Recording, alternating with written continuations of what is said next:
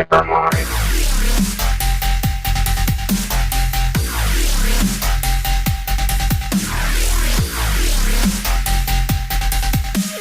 G'day fellow miners and welcome back to the Hypermine server. My name is Armitage and this is episode number 5 in my new series. Today's episode, if you remember in the last episode, I put in an order to my ME crafting network for a matter fabricator, and that has been built. And today we are going to build the I've already taken the liberty of creating a recycling system to produce scrap, and the scrap is then pumped to this chest here, and it is passed into this fabricator, which turns it into scrap boxes ready to be fed into the matter fabricator. And this is all done using obviously the ME network. This is an export bus which I've told to export stacks of scrap, so move stacks of items. So it doesn't really need to be on that now. I could have that as single items because obviously it's not really generating any scrap in large amounts. And then I use this ME storage bus which reads this 9-slot area as an inventory, and it's accessible via the ME network. If we just search for scrap box, there we go, we've got 576 scrap boxes, which is 9 stacks. Now this allows me to limit the number of scrap boxes that are made so that I don't flood my whole system with scrap boxes. And also I have another I forget every time I restart I need to open up my Muse key bindings. I'm pretty sure I covered this last episode, these shut-off systems for farms, for my farms. I've added one of those to the power for the scrap, the power for the recyclers. So this fella here says when there's 256 or 4 stacks of scrap in the system, stop. Like it'll turn that redstone signal off, which will turn this torch on, which will cut power to the recyclers. So that's that taken care of, which is cool. So we have pretty much endless scrap because I'm just creating cobble with igneous extruders and then recycling it to get the scraps. So that's probably the best way to provide your scrap boxes for your matter fabricator. This is essentially the interface that I'm going to use for the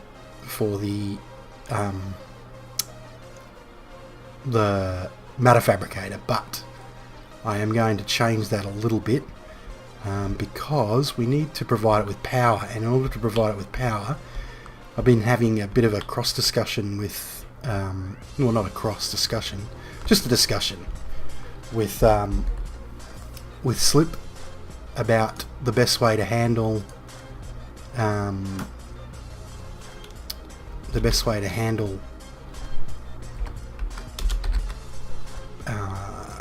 making or generating power for the matter fabricator. And we sort of both came to the same conclusion that we're going to use the power converters. If you remember, I'm pretty sure I pointed them out last episode as well, these buildcraft converters. So I've got a consumer in here, and I have an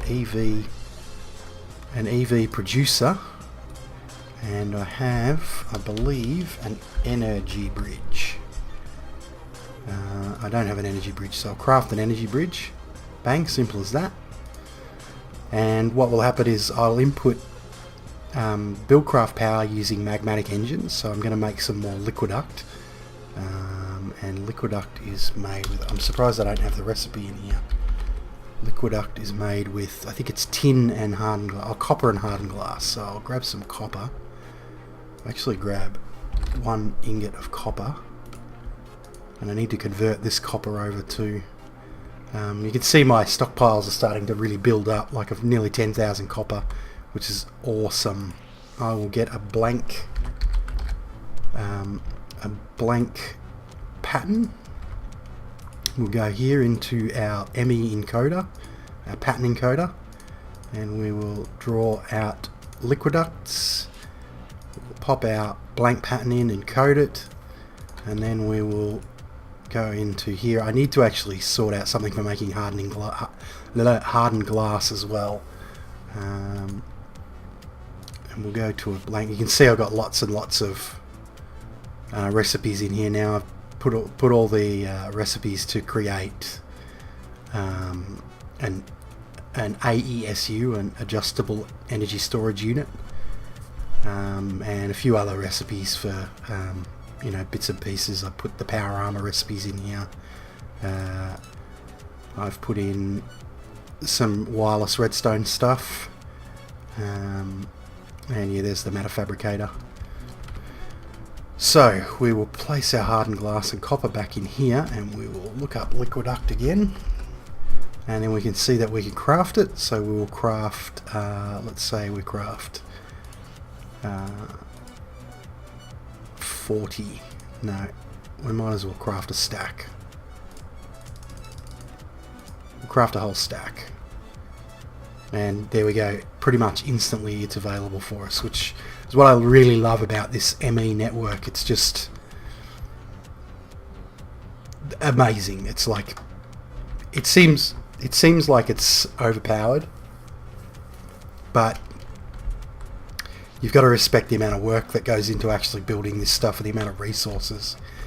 And this being my second time around with Feed the Beast, I have had a bit of a head start, because I knew I had definite goals with what I wanted, which is why I'm so advanced with stuff. Oh, look at that pig man. Oh, this is something else I wanted to show you too. Lone Wolf and I managed to figure out how to pull the healing beacons out of the end and bring them to pretty much wherever you want. And I figured out that they need to be placed on an indestructible block. Otherwise they destroy the block and they sink down one block to the next block below and ad infinitum. So what I've done is I've sat it on this watered stone, and I've surrounded it with watered glass so that nobody can break it and get in there and hit it, which would make it explode. And this pigman, what are you doing, pigman? You can live for now, my friend. So yeah, that is a really awesome decoration, I reckon, for my base. So let's get on with building the power system for our matter fabricator. Now, I had a bit of a think about it, and what I want to do is I want to have, I'll bring this out one more. Basically, I want to have like 2 rings of magmatic engines. I'm probably going to put 60 magmatic engines, and that means that I need 30 per side, and I want a gap here and a gap here, so that there's no engines in those 2 areas, so that I can run the ME cable in. So I need to make this, I guess I should really have thought about what size the square needs to be in order to accommodate all of those engines. And I probably actually want to make it so that it is modular. And how much of a problem are we going to have if we run into this area as well? It might kind of end up looking a bit cramped. Maybe we need to drop it down. Or maybe we need to put it on this side. but I don't really want to move it that far away from the ME network. Let's just go with what we have here width-wise, which is one less than our tank. So 1, 2, 3, 5, 6, 7, 8. I think that's 9. So that's, let's count how many engines we could fit on here. 1, 2, 3, 4, 5, 6, 8, 9, 10. Wait. 1, 2, 3, 4, 5, 6, 7, 8, 9, 10, 11, 12, 13, 14, 15. So that's 15 there. And then we'll do the same on this side. I might need to move some of this stuff, maybe, I'm not sure. I don't know whether that's going to be a bit of an issue space wise. 1, 2, 3, 4. So that's right, isn't it? 1, 2, 3, 4. Yep. 1, 2.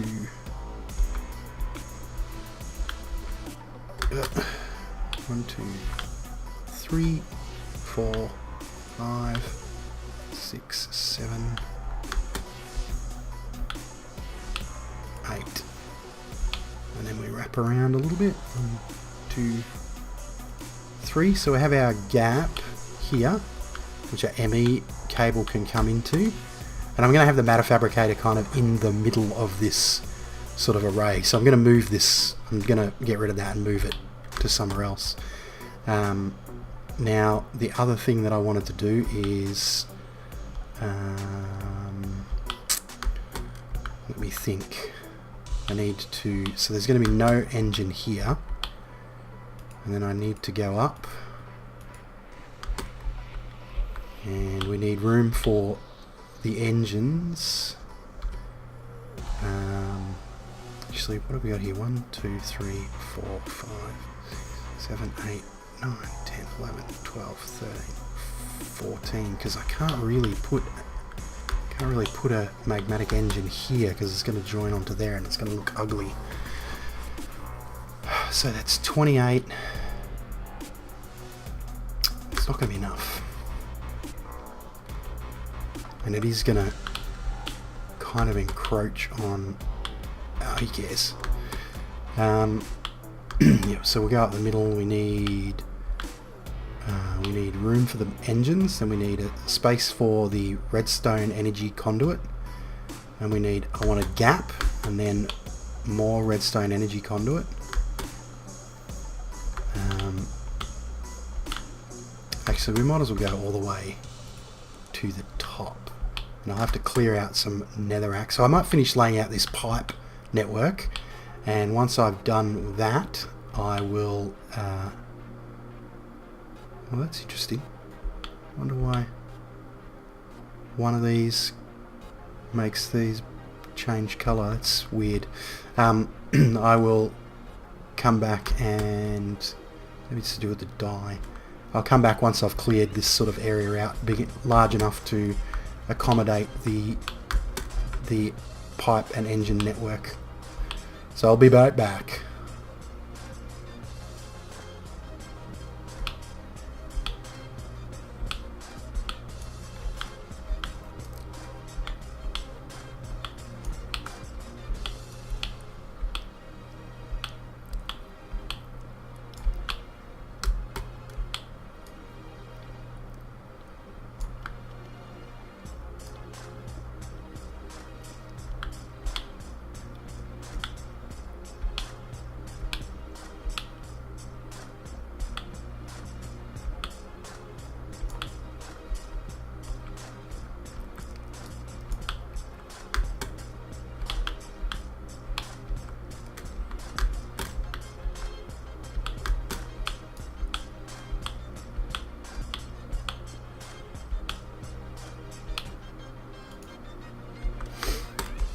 Okay, so our pipe network is in place.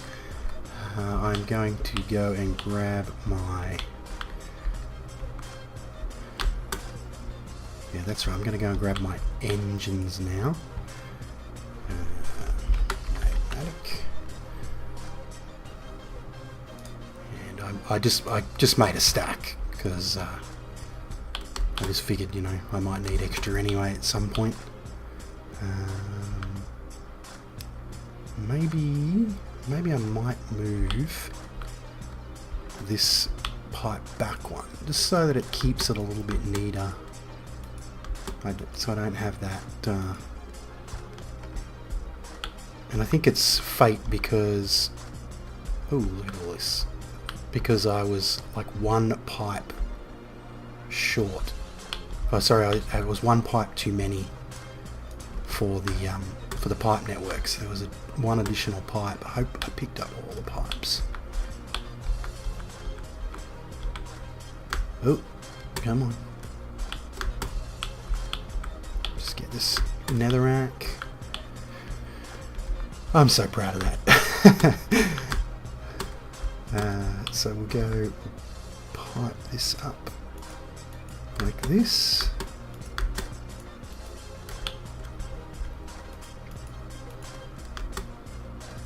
Hopefully we have just enough. Yep, exactly. Perfect. Alright, so now we'll lay out our engines. Actually, no. We will... I hope I've got enough redstone energy conduit. Nope, I don't. Okay, I need to go and make some redstone energy conduit. So I will get to that. And I'll get back to you guys again. So I need a couple of stacks. Alright, I'll be back shortly. Benito's just logged in and I have a present for him while we're in the end. Playing around, Lone Wolf and I decided to pick up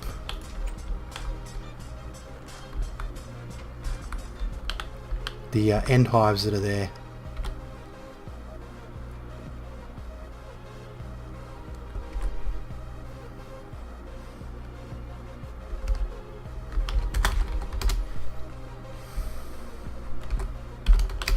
So I thought I'd give it to Benito as he's the resident bee machine. He's going to use it to kill everyone. Right, back to it. Okay, so I've got my redstone energy conduit, my stack of redstone energy conduit. Now I'm going to go here and run a ring around a block above my liquiduct.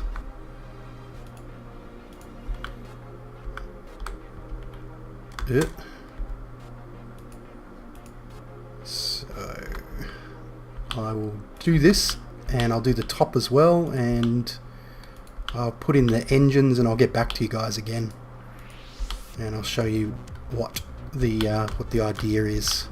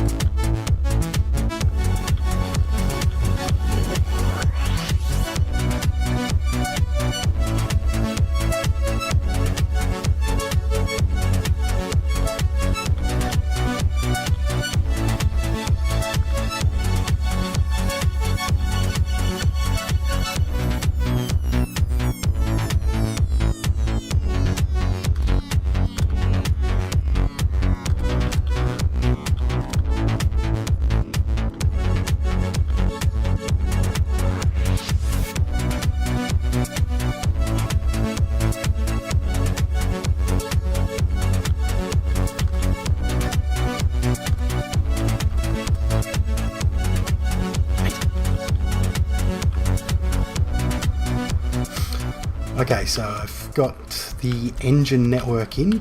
I actually made this one too high, one block too high, so that it was like an even number of even number of pipes here, conduits here. So my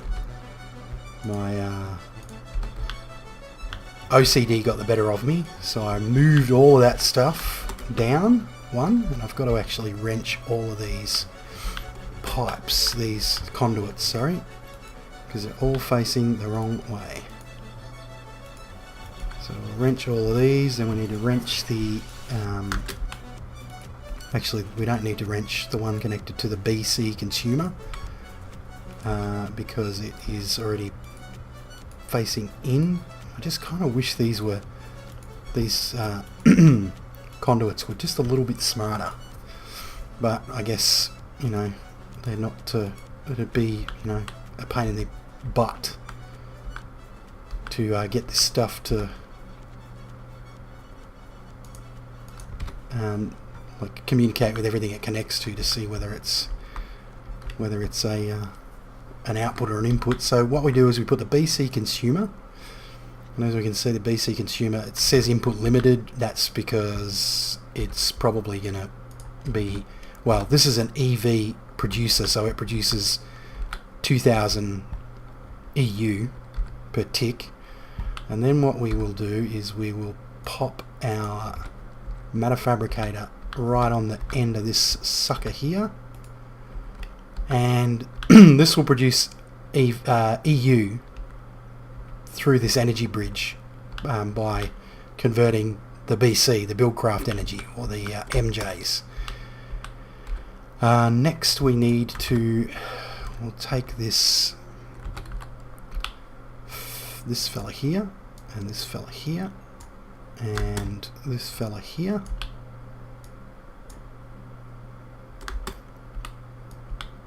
and why not these? And we need to go and get some more ME cable. ME. And we have 28 there, so that's plenty. And we're going to cable, well actually, so this is an export bus. What this does is it sends items out of the network into machines, and I'm hoping this works because I've not actually tested it. And this is an export bus, and what that does is it takes items out of machines. So this sends items into machines, this takes items out of machines. And I'm going to put a little bit of this here, and we will bring this back like so. And I need to cover this ME cable with something, because the unfortunate bad news is that mobs can spawn on it. Okay, so next we will take a scrap box, and we will put a scrap box into here, and we'll tell it to import stacks for now.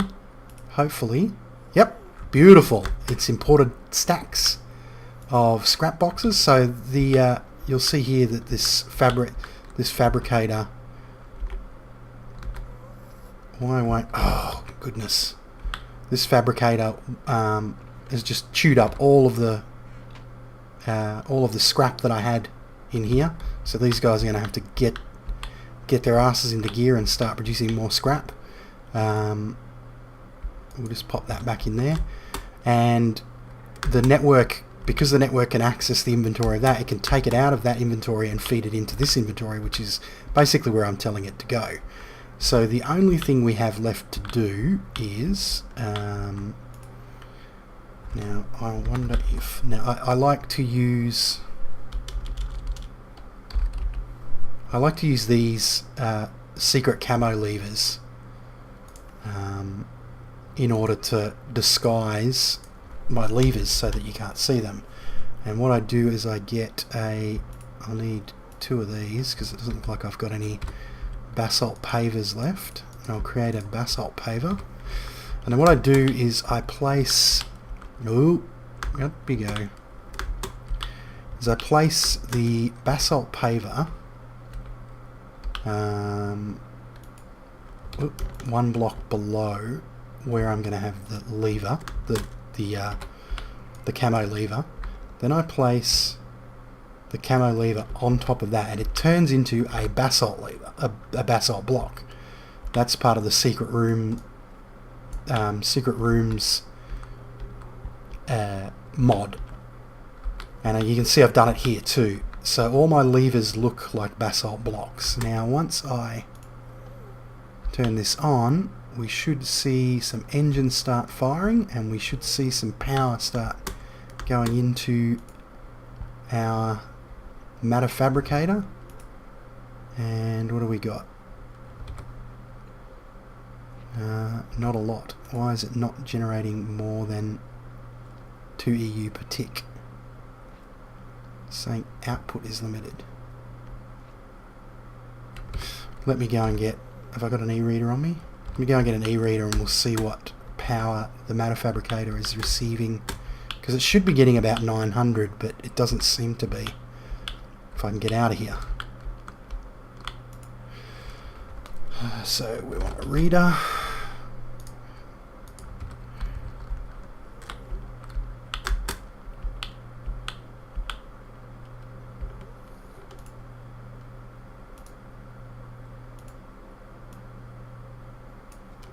Okay, it's getting kind of weird packets. So I guess that this is building up packets and then shooting them out. So we'll leave it for a bit and we'll see what the average is. So it's getting about 550 EU per tick. And it is flashing away like mental. There we go, we've got an increase in our Matterfab production. So it is working.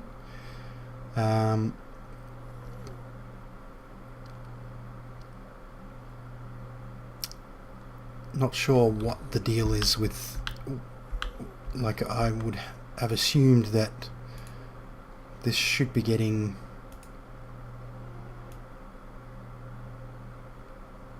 I mean, it goes up to 800 and something, which is what it should be getting.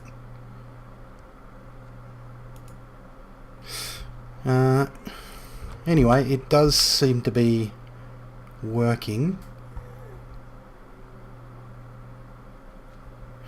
It does seem to be working, which is the main thing, I guess. And I can actually get sneaky if I want to add more engines. I can run a another tube around the inside here, another liquiduct around the inside here, and have more magmatic engines connected to it. So these should all be generating 4 MJ per tick. Yes, they are. Good. Stuck on something. So yeah, there we go. The matter fabricator is set up. Very cool. Happy with that. 10%.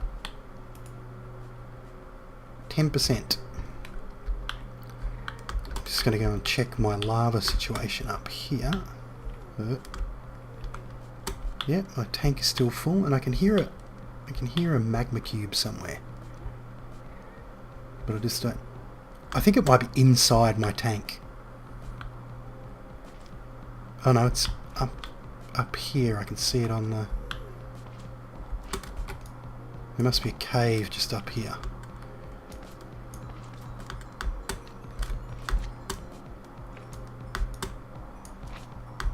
Oh, there he is. Hello, Mr. Magma Cube. Hello, little buddies. Anyway, I might sort this cave out somehow. Fill it up with something. But I think I might call it there, guys. Been a very productive episode. You've seen a bit of my build.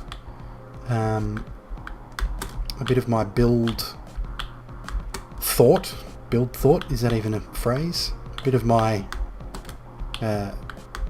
reasoning behind how I build stuff, and I think that looks pretty freaking cool, to be honest. Pretty freaking cool.